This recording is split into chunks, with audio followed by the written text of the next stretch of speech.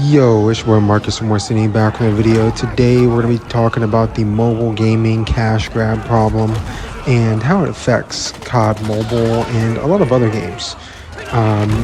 Rainbow Six Mobile just came out. It's going to affect that game as well. So let's talk about it, man. Cash grabs is genuinely probably a bad term to have used towards your game, but it applies to quite a lot of games, if not every game. So what I mean by cash grab is essentially a monetized feature that's meant to just take money from people, right? It's not necessarily good for the game at all. It's just meant for money, or the game overall might just be meant for money, right? So a good example of this would be, honestly, you could say Warzone Mobile.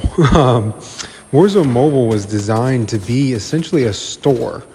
Like, that's what the game was. Now, the game had, its pros and cons, but the store, it was the main focus because they wanted the store that you had on your phone in Warzone Mobile to also connect to your store on your console or PC in that game, right? So it was like all one store. If you had items in that game, it automatically transferred over to Warzone Mobile, right? Guns you had leveled up automatically transferred over. Items you'd purchased automatically transferred over. So you would have like other items that are a part of a different game in this game. So that was like their super unique feature. But is that really a good feature to make the game better? No, it's definitely a feature that is not necessarily predatory, but it's geared towards making more money, right? And I can't hate on a company for trying to make more money, right? Who isn't trying to make more money? So it's not necessarily that bad of a thing in that situation, but it ruined the game, right? Like, it totally threw the game out. They obviously didn't put enough time into optimizing it, fixing bugs, allowing it to be playable on every device that's possible. You know what I mean? A lot of people couldn't play Warzone Mobile because all the bugs and stuff, it didn't even run on Android devices. Another game that we could talk about this with, and it being the entire game, would be Rules Survival, right? They brought in like monster truck skins, gun skins, vehicle skins, like skins for everything.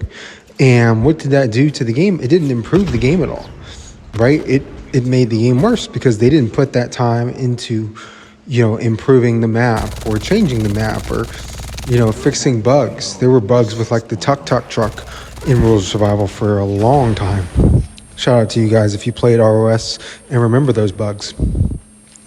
That being said, Rules of Survival as a game, like, it died. It died in like 3 years, I believe, and it was great, man. Prime Rules Survival is some of the most fun I've ever had playing almost any video game. I loved that game when it was in its prime. That being said, it died because they didn't really care about the game at all. They just cared about how they could make more money from it, and, that was it. They released Fearless Fjord, a second map that we were supposed to have, because there was only one map in the game, which was Gilly Island. And right from that moment on, it went insane. Then there was a massive hacker problem, and the game just died. Boom, dead. And people really love the game. You had people like iFerg, Bobby Plays, a lot of these big name creators now who exploded with COD Mobile. They at first were playing Rules of Survival. You know what I mean? Because that was the big game. Whether they were playing it on PC or on their iPhone or on an iPad, that was the big game at the time. And now we see these things in COD Mobile, right? And COD Mobile, there's $125 to $150 mythic items. You know what I mean? That's absurd. Do those make the game better? No. Right? Not everybody can get that. It's not accruable over a long period of time. You have to spend a ton of money to get this pay-to-win weapon, which basically gives you a free attachment because you get a free red dot. You never have to put a red dot on any of those guns, right? And a gun like, let's say, the Krig, it desperately needs a red dot because the regular iron sights are absolutely garbage. So everybody else has to run a red dot on it, and you don't because you bought the mythic. Therefore, you're paying to win because now you can use that extra attachment on an extended mag to get more bullets, a grip to have less recoil, a suppressor to stay off the minimap. All those things kind of compound. And this is just, once again, a problem in a lot of mobile games, right? Let's talk about Guns of Boom. If you've ever played Guns of Boom, you would know that, like, there's literally a tier of weapons that you can only get if you buy the in-game currency, right? So it's like COD points for COD Mobile, but for Guns of Boom. So like the best gun in the game is only attainable that way. It's called the Porcupine. At that time, I don't know. I haven't played Guns of Boom in a year plus, so it could be something else. Some other gun could be the meta. There might be another Guns of Boom game. But with that being said, that ruins the game. And this happens to every single mobile game in existence. Now, that makes sense because most, if not every, great mobile game is free to play, right? You can't really have a mobile game reach a specific level of popularity without being free to play, right? Accessibility is one of the best availabilities outside of, or one of the best abilities outside of availability, I guess you could say. Probably kind of mean the same thing, honestly. But you get my point. Availability is the best ability, but this isn't like a football. You know what I mean? I'm not talking about football. That being said, I feel like I've kind of got my point across with a lot of these games, but this happens to every mobile game, right? And this is like a plague, I would say. Like it just, what's it going to be in this next game? Like what's the shtick, I guess you could say, with Rainbow Six Mobile? What's going to be plaguing that game and kind of causing that game to falter and not be as good?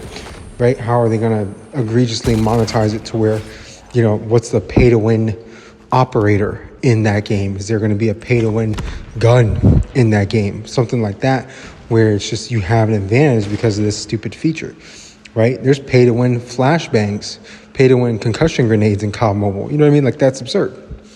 So those kinds of things, they ruin a lot of mobile games. I've already listed off a bunch that's the case for, and that's, we kind of expect it. People who have been playing mobile games for long enough, they know it happens with every mobile game because you have to find a way to make it more beneficial as a developer to monetize it. And sometimes it comes down to the company, right? If we're talking about rural survival, Tencent is notorious for doing this. I believe Arena Breakout was made by Tencent, and they have a similar issue. If my memory serves me right, when I first got that game, I was like, this is going to be, I think I made a video on it. I made a 30-minute Arena Breakout video, like just trashing Tencent. Now they're going to cash grab the fuck out of this game, and it's just going to be unplayable soon. You know what I mean? And that's horrible. You don't want that. I don't want that. Nobody wants that in the community. The only people that probably do want that are the developers because they're just in it for the money. So, they're going to hop on whatever the new trend is, which is, I think, Arena Breakout's kind of like a DMZ style shooter. And they're going to ride that. And then once it dies off, they're going to destroy the game, right? And they're going to work on another game, ride that wave, and do the exact same thing. That's why I think Tencent does a bad job overall, even though I think they have a hand in COD Mobile, but they probably have a hand in this legendary and mythic nonsense, which has made them a fortune, whoever's idea that was, Activision or whatever. But, has it made the game better? No. However, COD Mobile does an excellent job with bugs and optimization. So, that kind of fixes that problem, keeps the game more replayable, and it's been the biggest mobile game for the past 7 years. That being said, I feel like I've pretty much covered the mobile cash grab shenanigans and what I'm kind of expecting to go forward with Rainbow Six Mobile. Since that's the newest game out, we haven't quite seen that side of it yet, but it's only a matter of time before they start, how can we squeeze more money out of people? And somebody's gonna be like, hey, let's make a pay-to-win item. And by having a pay-to-win item, you're automatically going to generate a desire to have this item that's going to get you free kills and make you do better in game.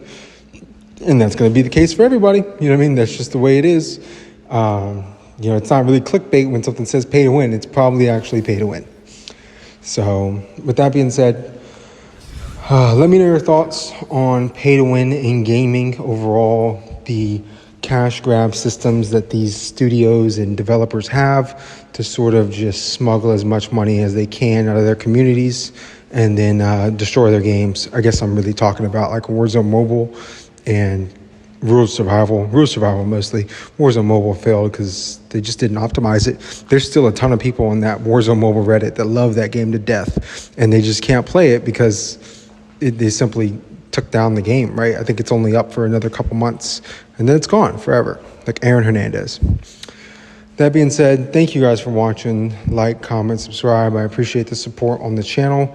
I've been playing a lot recently on, not on Wi-Fi, but on my cell service, I guess. So a lot of my gameplays going forward are going to be public matches, and I'll just commentate over them since I won't be able to necessarily play as much. I got a really busy week coming up. That being said, here's my class setup. Hope this helps you guys out. Recoil booster, rapid barrel, skeletal stock, 250 round box, and a leather grip. This is the marshmallow shooter of all marshmallow shooters, but it shoots those marshmallows very, very fast. Thank you guys for watching. Like, comment, subscribe. It's been your boy Marcus Morstini, and I'm out of here. Peace.